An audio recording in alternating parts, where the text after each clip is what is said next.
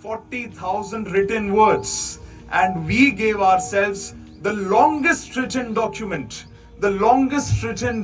of rules, of another set of decrees, and we decided that we as a nation are no longer to be governed by the whims and the will of a select few.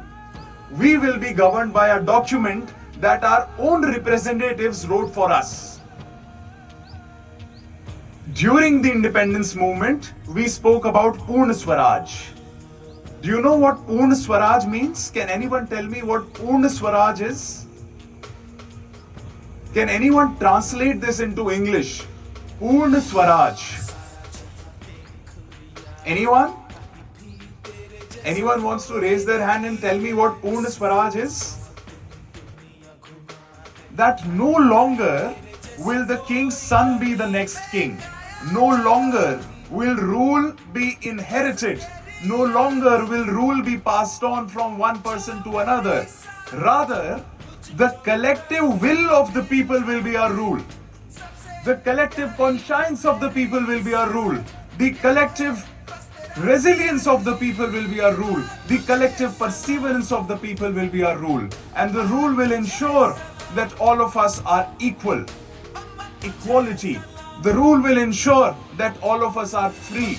Liberty. The rule will ensure that all of us are brothers and sisters. Fraternity. The rule will ensure that all of us are treated equal in the eyes of law. Justice. And this rule will also ensure that our rule is not encroached upon by others. Sovereignty. These 5 principles became the 5 founding pillars of our constitution: equality, fraternity, liberty, justice, and sovereignty. And through these 5 pillars, thinking in all your minds, and make sure that you as citizens are able to uphold the values that we just spoke about. So if you remain scientific, if you remain open to questions, if you question every bit of information that is given to you, I'm sure you will be able to uphold these values. Last but the most important, we spoke about the constitutional values, we spoke about scientific temperament. Now I'll speak about the most important thing that can hold the fabric of this nation together. And the last but the most important thing is love.